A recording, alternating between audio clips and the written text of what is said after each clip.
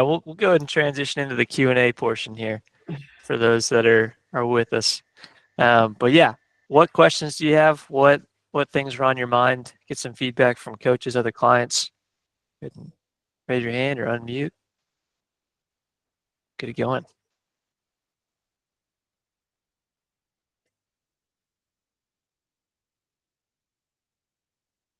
Wow. Businesses are running perfect across the U.S. This is amazing. Running like a dream.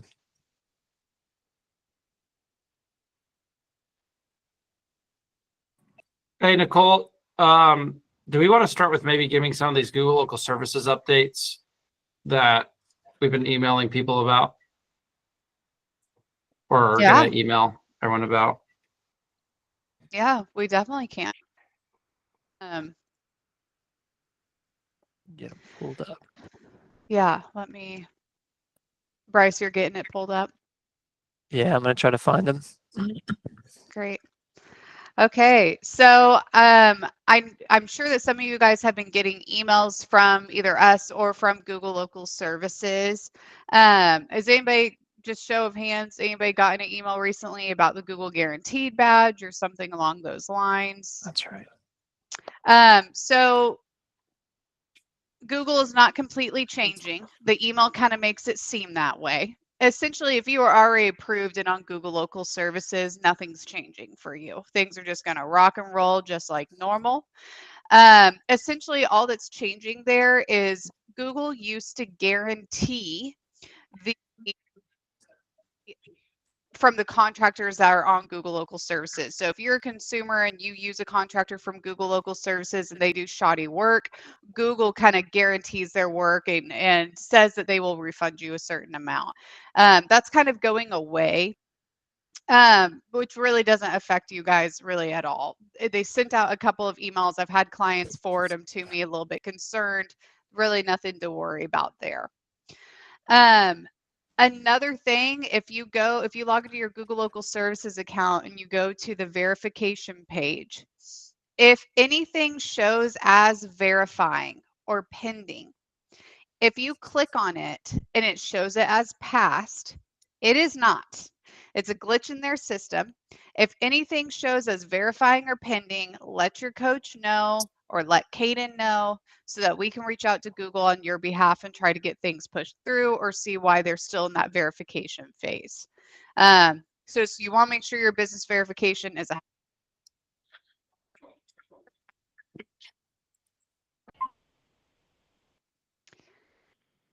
another update.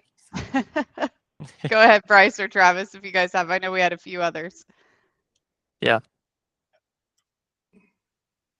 I think the other one was with Google Local Services.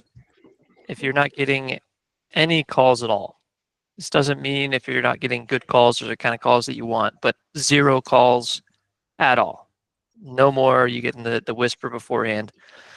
There's potentially a block or a hidden kind of plug that's come undone, and we need to get in touch with Google as well. So similar to the other things, if that's been happening, or if your team is telling you, hey, not hearing the whisper anymore that says we got any Google Guaranteed calls, or you're not getting charged for Google Guaranteed or Google Local Services, then let us know, because we can also get in touch with Google about that, and that can make a big impact right again. But again, that's if you're getting 0 calls, not if you're getting, less than you're used to, or more spam than you're used to. Those might be other issues, which also need attention, but not quite the same thing. I think that was all of them. Was there another recent update from Local Services? Yeah, I think that's all the recent ones. Yeah. Okay. Nice. Very nice. Any questions about any of that? Questions on Google Local Services or any of those updates? I have a question. Tell us what's going on. If there is a particular company or maybe a couple of companies in the area that, and I'm not fully understanding of how this all works either, so correct me where I'm wrong. But if there's a couple companies that are gobbling up, spending all kinds of money on the ads, that pushes the cost of the lead, or not ads, the leads, that pushes the cost of the leads up, if I'm understanding it correctly. And so if that's the case, is there a creative approach to maybe try and get other leads that are tangential to the business, or something where it wouldn't cost a dang much? Because I burned through, what was it, Travis, $800 inside of 2 weeks or something like that, off of 5 leads or something. I don't know. It was crazy. But the leads for flooring out here are fairly expensive, it sounds like. So just some maybe creative approaches to address that. Yeah. Is that on local services, Benjamin, you're talking about, or is that on Google Yeah, AdWords? that's local services. Did 5 leads actually cost $800, or was it like 7 leads, or? It was, I think it was I actually didn't hear 5. any of that. So $160 a lead. Yeah. And Yeah, Ben, you're kinda asking, hey, you're asking if you can open additional services to get lower cost leads, or what's the question? I'm just thinking of, like, maybe if anybody, leads that are relevant to the business, but maybe not direct flooring leads, or, if I was an electrical company, not direct. Hey, So Ben, something where I'm apologize, would man. call in about it. It's like really breaking up really, really bad. It's hard to make out. Oh, is it? Yeah, what you're saying. Okay. Maybe try turning your camera off. Sometimes turning the camera off takes less bandwidth and it can help. So what would be an example of that kind of lead? I don't know. That's why I'm asking the question. I mean, something that's tangential. So, flooring, if you're remodeling, can you hear me now, or is it still? Yeah, it's a lot better. Okay. I'm driving through the rich people area. So, they all have satellite phones. Yo, you're good, bro. They don't need man. cell service. They don't need cell That's service. right. That's right. So I don't know. I was thinking, when you're remodeling, you need flooring. So if you're looking for remodeling services, flooring might be part of that option. But you're looking for a remodeling company. If we got those leads, we could maybe talk to them about, oh, well, you need flooring for that project too, right? And trying to think of ways, because that money burned real quick, and out of those, what was it, 5 or 6 leads, I think we got 2 appointments scheduled. So I mean, that's probably not horrible statistics, but I'm just trying to be creative with it. Yeah. So the reason why I asked what's an example of that kind of lead is because what I was really asking is like, hey, are there additional services that maybe you could offer that are tangential to flooring?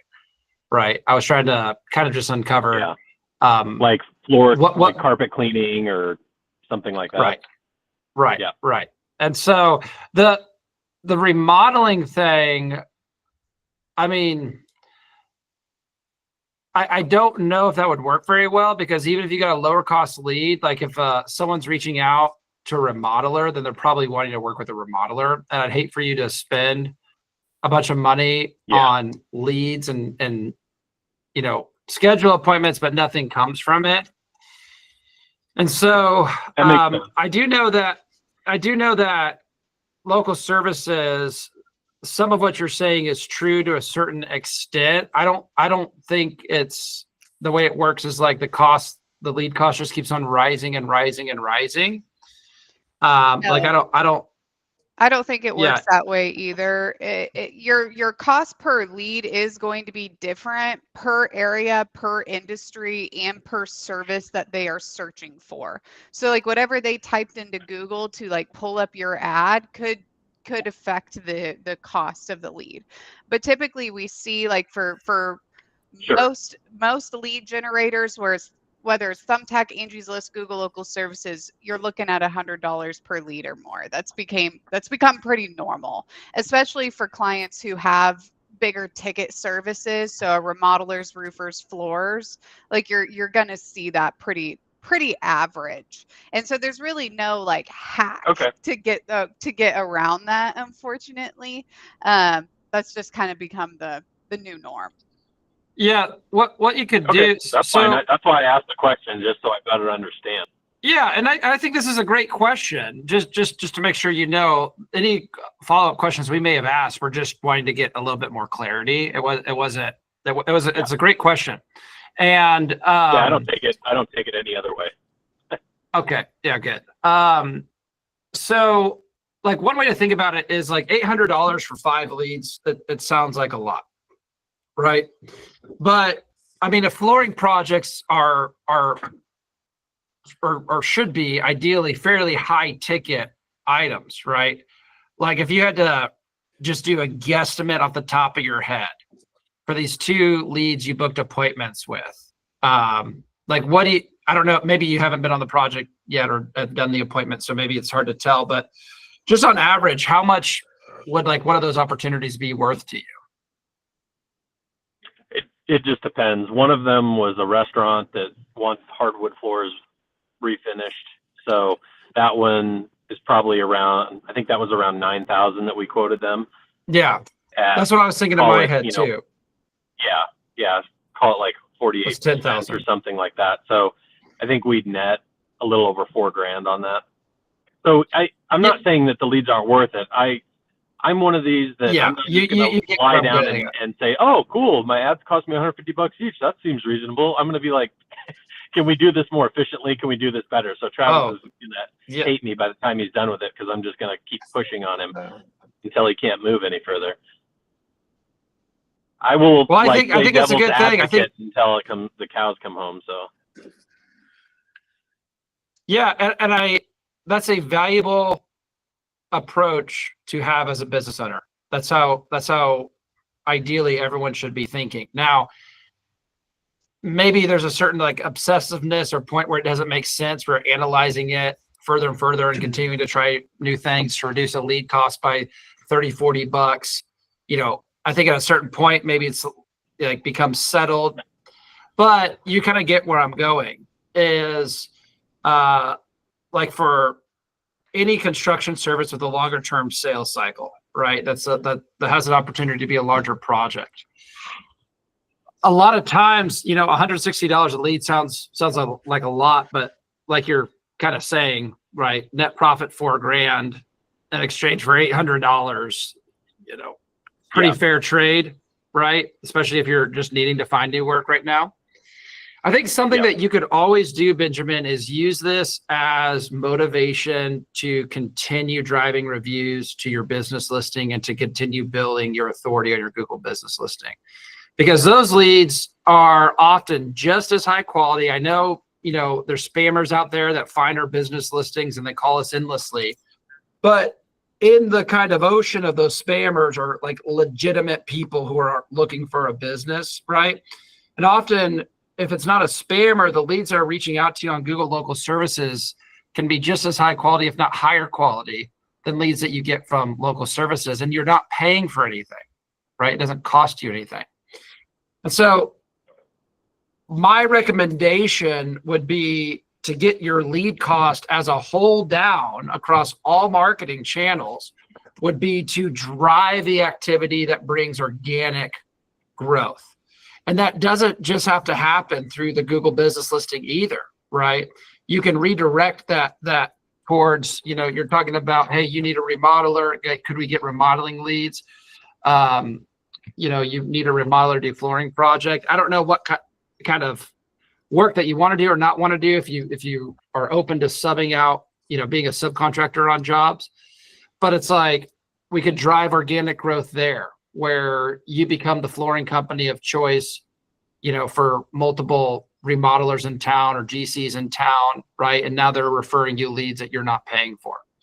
And so I think the perspective and the desire to reduce lead costs is always a great thing. And there's not a whole lot of control that you can have on the platform itself. However, you can use that as a motivation to find ways to drive leads outside of paid advertising. that could Yeah, be. and that was really more the gist of the question, is not like a one-to-one, hey, how can we lower costs? It's more like a catalyst to brainstorming about how to be more creative in the approach around leads. So what you're saying is Right. really actually the answer that I was looking for. So for the thought process. So here's the hit list specifically of things I would do for this, right? And I don't want to jack up what you and Travis are doing, because whatever you're doing right now, you need to stay focused on. There's a lot, that we as business owners can make improvements in, but it's like we often are constantly having to ask ourselves, where is the one or two focuses we're going to have right now, right? Because trying to focus on more than that means we're not going to do any of the things very well. So specifically, the things I would do is, number one, like we talked about, is to really drive Google reviews to your Google business listing. This is something that Jeff Watson, your friend, our friend, was almost, I think he may have been the best at it out of anyone I've seen. And the only reason why I say that is because they ended up getting like thousands of views. And so that's like a legitimate perspective. Jeff was a guy who used local services quite a bit, and he became a master of local services, but he also never stopped becoming obsessive with Google reviews, right? He just made it, he built systems that press pressure on his team and on the company to always be acquiring Google reviews. Second thing you can do is you can do a very simple Dream 100 campaign where you're reaching out to other, like in Power Builders, our remodeling company. Like we get subs who, hit us up, send us a text or give us a call. Most of the time we're not looking for a new sub, but there have been times recently where we got a call from someone out of the blue and it was a sub that we were looking for, right? Because we had a negative experience with someone that was great until we had that negative experience. And so just doing simple reach out, consistently to people in town, even if it's just a simple text or an email, right? Sending that out to 100 different remodeling companies in your area a week, doing that again and again and again and again and again, and just like almost being dumb to the process, right? And just go, that'd be the second thing. Third thing would be your customer list. You bought this business. My understanding is it's been around for a while, right? Correct. So how many customers do you guys have in your CRM? Was that something that you purchased as part of the sale? Yeah. The list has somewhere between 5,000 to 7,000. Okay. So that's gold, man. That's like straight gold, especially for flooring, right?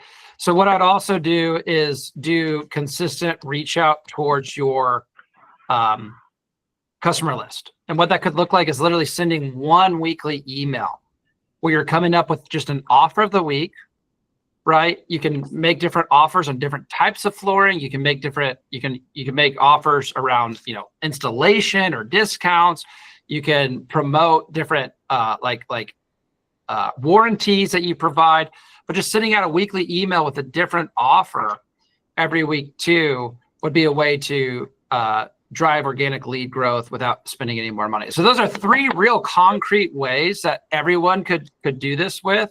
But I think, Ben, especially for you as a flooring company, the thing I like about flooring companies is, as a sub, typically I have found that flooring companies don't have to skimp on their price, right? You can charge, retail what you would charge a customer, and you can do that for a subcontractor as well if you find the right sub. And so those are three like specific ways, but that's the kind of mentality I would direct that towards. It's like, okay, we have ways to buy leads now. That's expensive. It works, but it's expensive.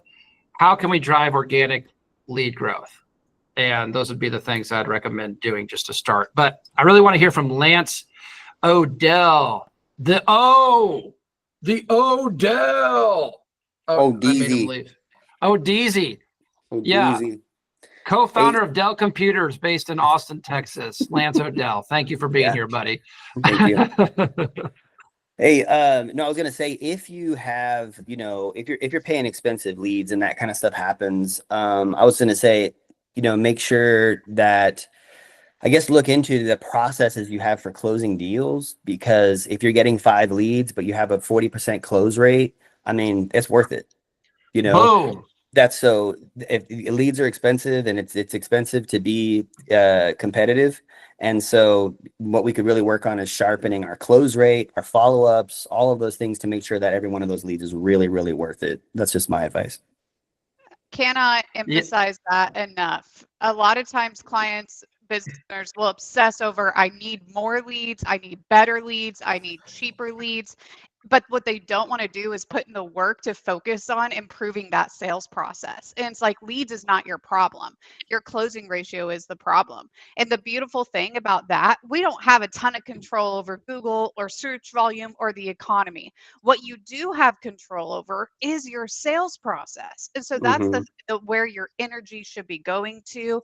That's where your training should be going to. And a lot of times that's the first thing that we neglect is that because it doesn't feel as tangible as what can I do better to get more leads, when it's like, what could I be doing to make the most of the leads that are currently coming in? And so if you don't have a written down sales process, if it's been a minute since you've looked at it, if you don't have a sales folder, let's use this as inspo to lean into that. 100%. 100%. And you know, Lance is kind of becoming like a client coach at Redmond Growth, where he's an active client that we're serving, but he's also has been helping me with a lot of like workshops and teaching and instruction. But Lance has successfully ran what began as a flooring company and then turned into a remodeling company, right, for a number of years. And if you ever wanted to do like a special coaching session with Lance, where maybe you guys meet twice for 90 minutes or something like that, if that is ever something that would interest you, that's something that we could talk about and arranging as well, Benjamin. Thanks for Yeah, I can talk. We can have Travis talk to you about that maybe outside the group call.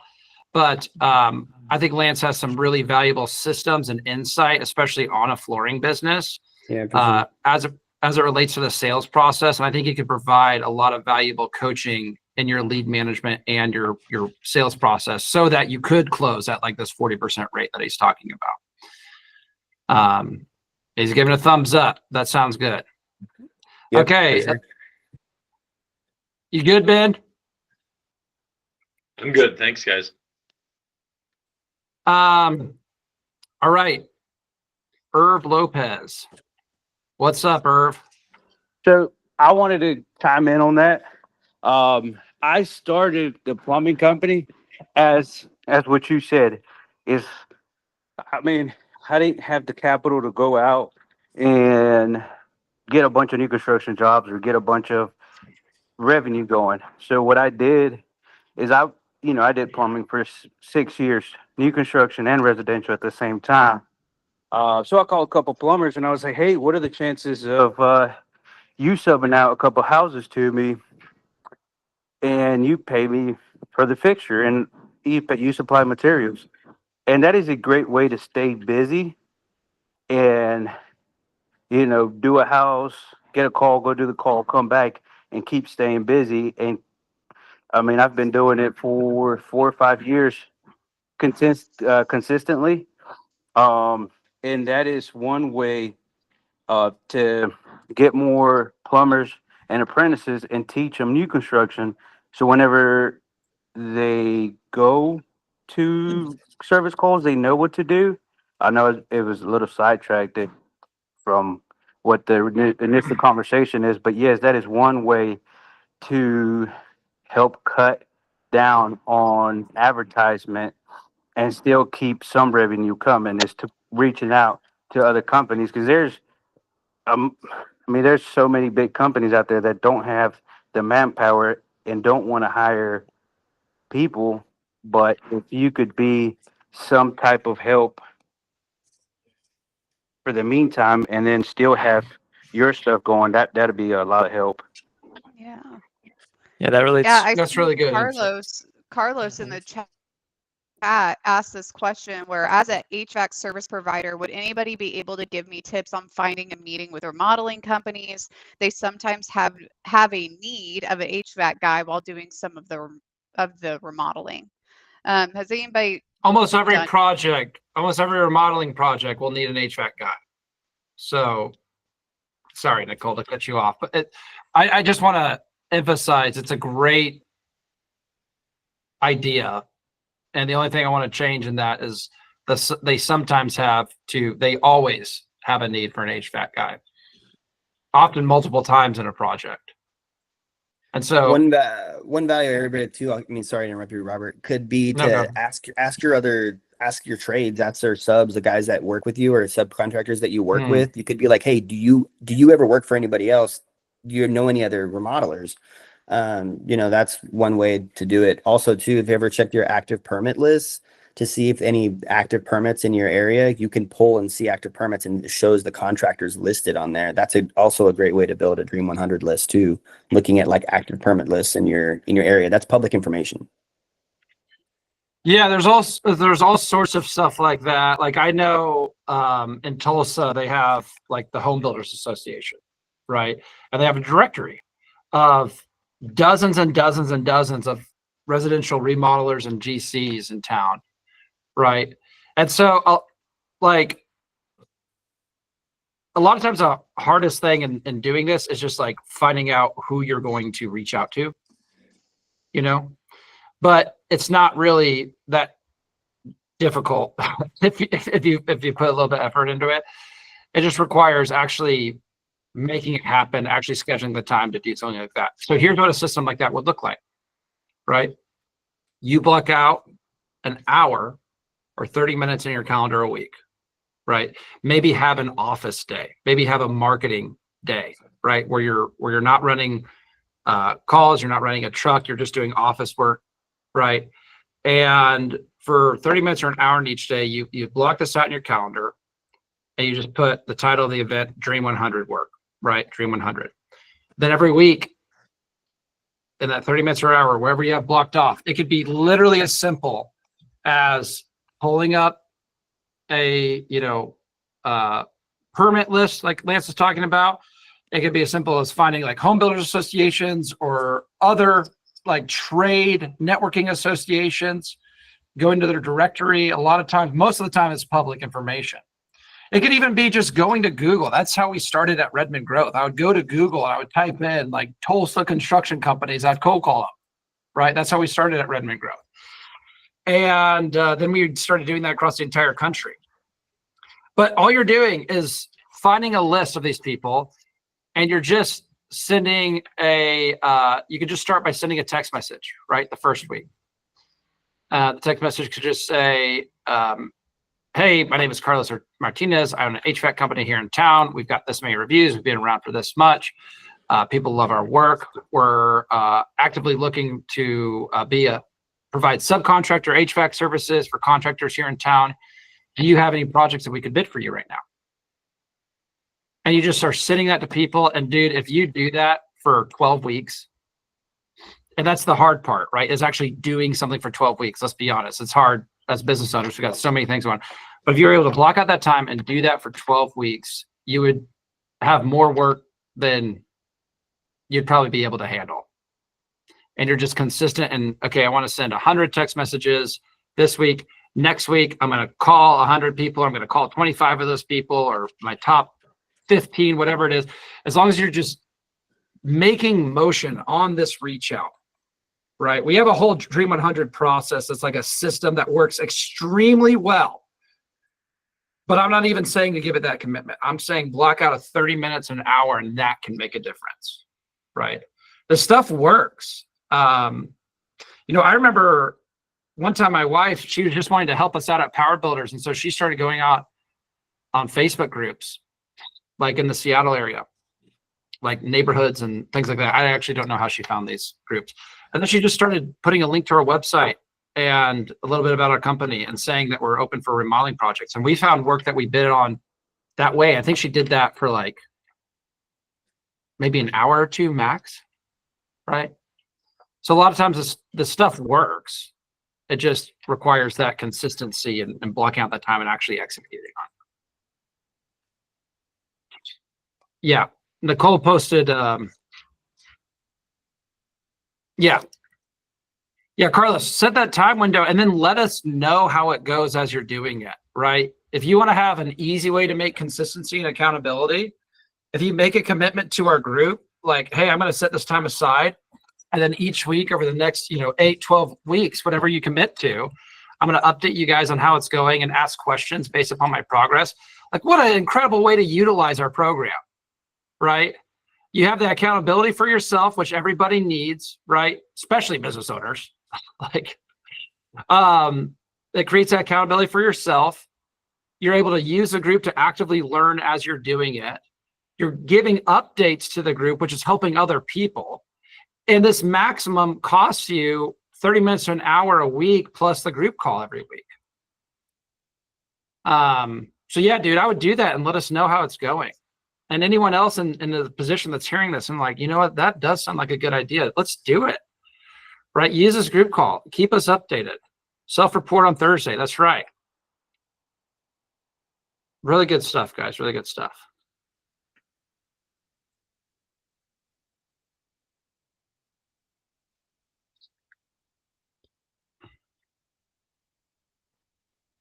What other questions do we have today?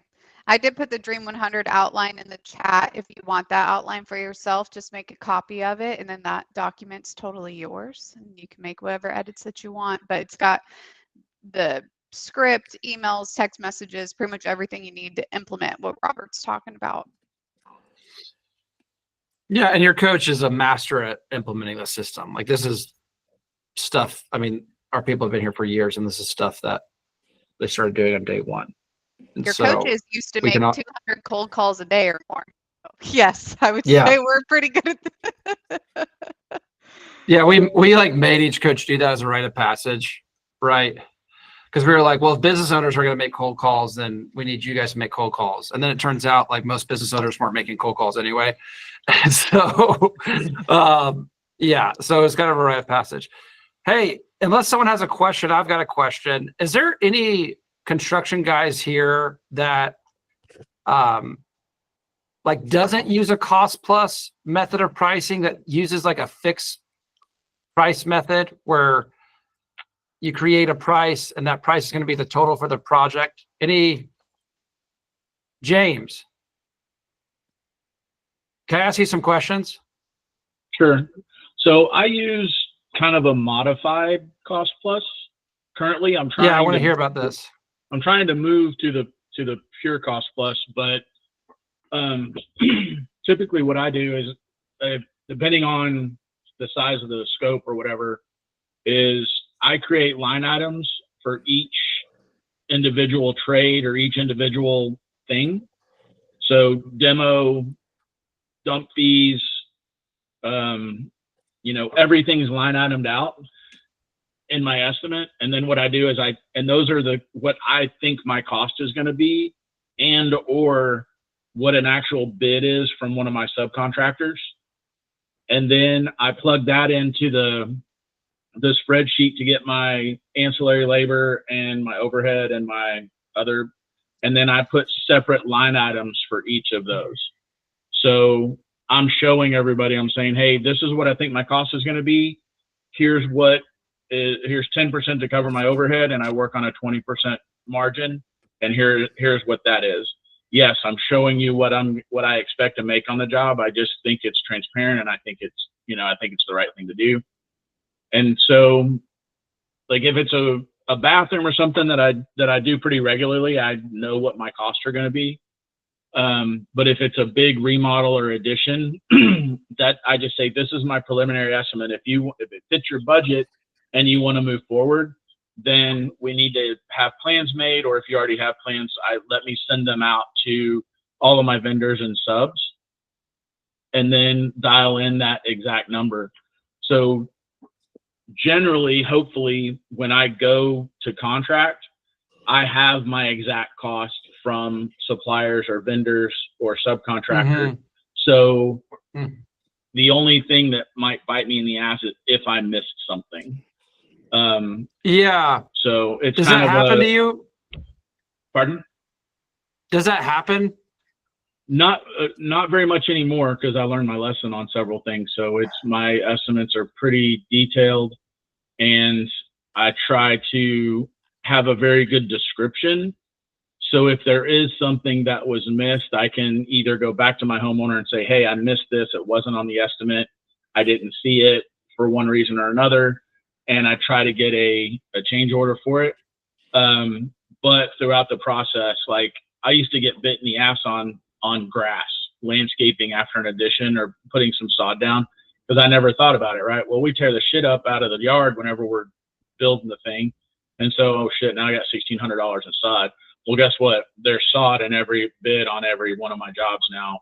And you know, and so it doesn't happen quite much anymore, just from a learning experience of the little things that I've missed here and there.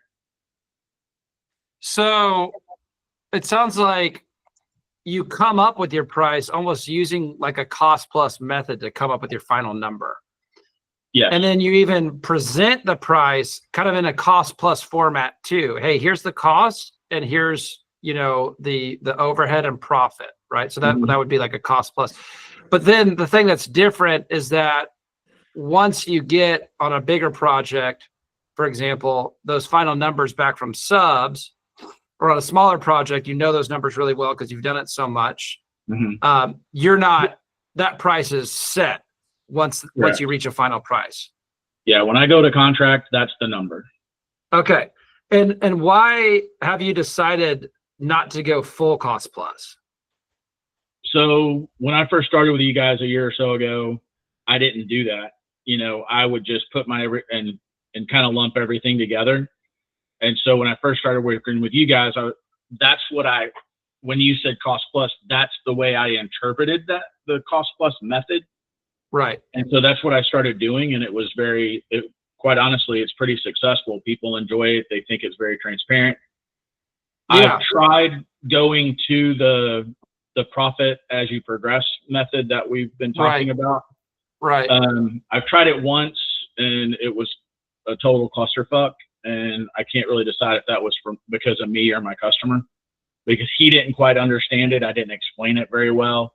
Yeah, I want to talk about that because it's kind of one of those things where the devil's in the details with that, where you have to have a system that consistently and regularly updates people on, you know, any sort of price fluctuation very actively.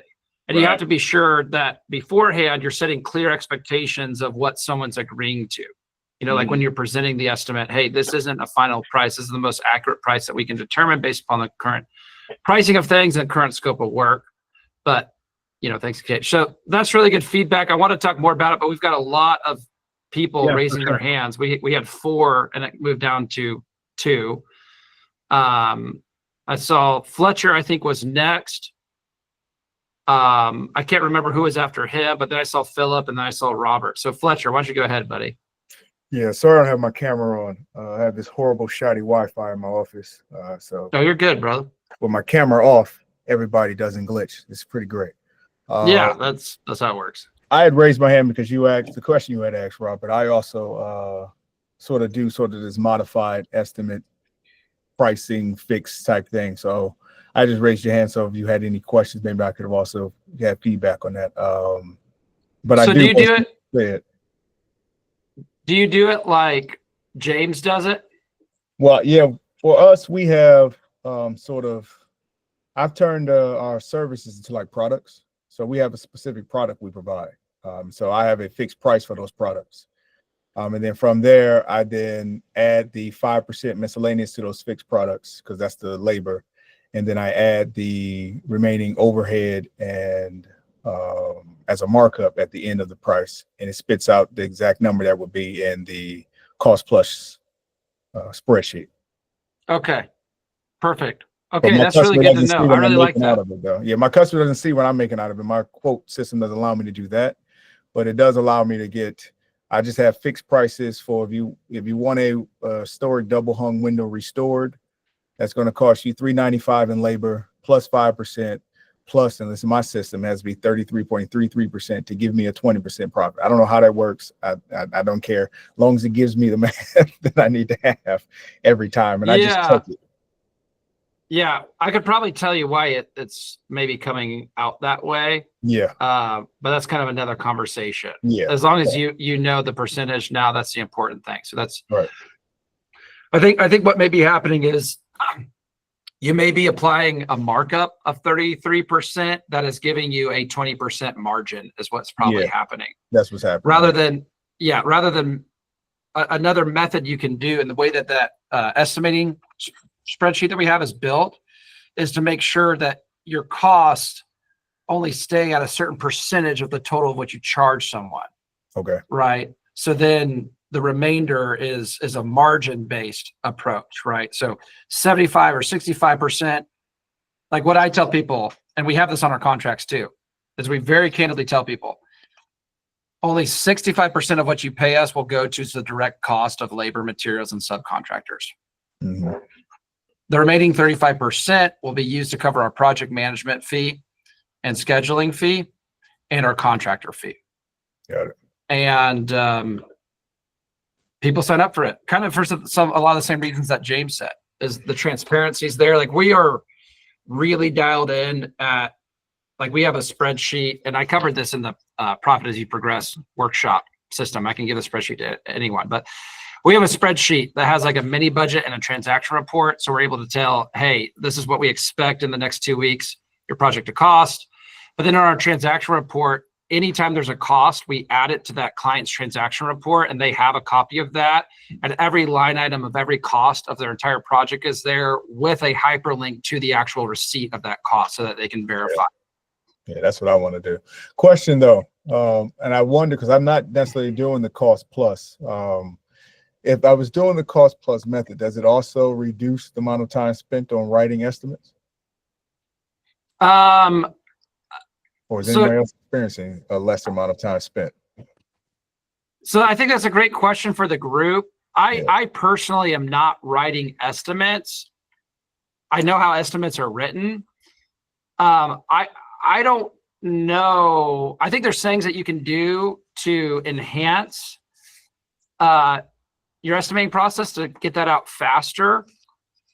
I'm not sure if it would take any less time or more time to do one or the other as far as cost plus, because I say that because in any estimate, the bulk of the work that's involved in creating an estimate is finding out what the scope of work completely broken down is going to cost. Like to do an estimate of any kind, you have to know that information, right? And that's the time consuming part of doing an estimate, is just breaking down, like Jay was talking about. The way Jay does his estimates is the exact same way we do our estimates. We break down every like major phase, like labor phase, right? Like, demo, framing, like those would be considered labor phases. And then for our trades, electrical, plumbing, HVAC, all that, tile, we have those line items broken down as well. And so just when you're coming up with any estimate, you're going to have to do the legwork to figure that stuff out. Cost plus, what cost plus makes it easy is once you figure that stuff out, you instantly know what you're going to charge someone. You're not having to go back and mark everything up individually. So it might save you a little bit of time. Michael Middleton. We'll go Michael Phillip, then Mr. Robert Big Golf Barnes out there on the golf course. Excellent. In hearing you guys talk about this. Oh my gosh, he's not on a golf course. I thought he was driving in a golf cart, but he's in a backhoe. I'm digging a sewer He's digging line. a trench, dude. Yeah, my bad, man. I saw your country club hat, and I thought I saw the roof of a golf cart, but it was the roof of a backhoe. No, That's so funny. Yeah, no, I'm over on Peoria digging a sewer line. Nice, dude. Nice. Okay, Michael, what's up, buddy? Yeah, just hearing you guys talk about this. I subcontract for custom home builders who utilize the cost plus method. Do you guys expect your subcontractors to also submit cost plus? And are you then providing those to your client as a whole? Or do you not prefer your subcontractors use cost plus? Does that question make sense? That question are you breaking makes sense. down? Got it. Yeah. So we give our customers the invoices our subcontractors give us. That's what cost plus means to us. you know, if you have if you have an issue with what our subcontractors are charging, then you can find another general contractor and you can find your own subs. Is kind of our perspective. This is the service you're paying for. It's not just you're paying for the lowest price point, it's you're paying a general contractor who already has relationships with high quality subcontractors that they can immediately schedule for your project. Like the amount of time that it would take someone to do the work that you guys do on their own is insane. Like that's where the real value of your services.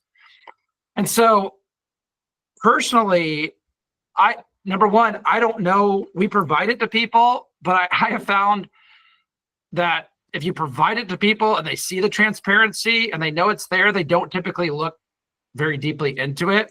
And that's not, you know, what I'm hoping for. That's not like a game I'm playing. That's just what I've seen. So we don't typically have customers ask a lot of questions about subcontractor pricing. Also, we have great subs that are fairly priced too. But if I had a subcontractor charging cost plus, I wouldn't necessarily have an issue with it because as a cost plus contractor, it's just being passed on to the customer. And, you know, our billing structure is built in a way that any costs that our subs have or whatever, it's just passed on to the customer. So I think the risk of way. No, if they do it great. We know trades and we know in general if stuff is like way outside of the scope of like what is a normal price. And we'll not work with a sub if they quote us, estimate us. Like we've done that recently. We had a sub recently for siding. Like we just had to do the small siding job and he like quoted us like $8,500. And we were like, dude, this is ridiculous. We got him down to $4,000. And we weren't really hassling him or anything like that. We were just like, this is ridiculous. That's also part of the value that you're providing that customer. And we were able to tell the customer that, right? The customer didn't realize that how much money that we saved them. It was on this project that the supply house didn't have the right siding, so it took a little bit longer. The customer wasn't super upset, but they're kind of annoyed at how long they're taking. So we own that, but then we're able to say, hey, we're still working on your behalf in ways that you don't get. So that's part of the value as well. So all that to say is no, I don't worry about it if someone is charging cost plus, because I trust cost plus. Because again, unless someone has a outrageous contractor fee, right, or outrageous fee in their cost plus, I trust it more than typically fixed price or someone just doing markups or whatever, because I know that, this is what it costs them and the business wants to make a reasonable profit. That's an agreement I can get behind. So if anything, I feel like if a sub was charging cost plus, it would give me confidence I'm getting a good deal on it. So Philip, what's up, buddy?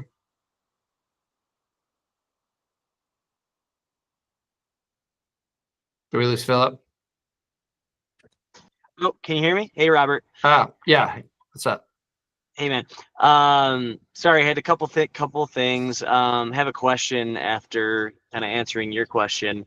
But first off, we're transitioning to the cost plus because it is just a lot more smoother and easier, and accounting wise, it's easier on our end. But we did do cost plus fixed fee for a while. Which was an interesting model when we were just starting out and kind of growing our reputation in Denver and really trying to gain people's trust, because our model was like, hey, we're not going to charge you more than what we think it's going to cost us to manage the project. And, we're not going to hire the most expensive sub so we can make the most money off of you, based on our fee and all that. So it was a really good value proposition, I think, when we were younger and needed to be a little bit more competitive, or especially like when we hit that market dip where there wasn't a lot of work, we kind of transitioned back to it a little bit to kind of win some more jobs. That makes sense. Yeah. No, I love that. And I completely agree that different phases of the business, depending upon where you're at, making moves like that can really set you apart. You know, for the longest time in our business, we did cost plus, but we had a very low sort of fee, right? Compared to what we have now.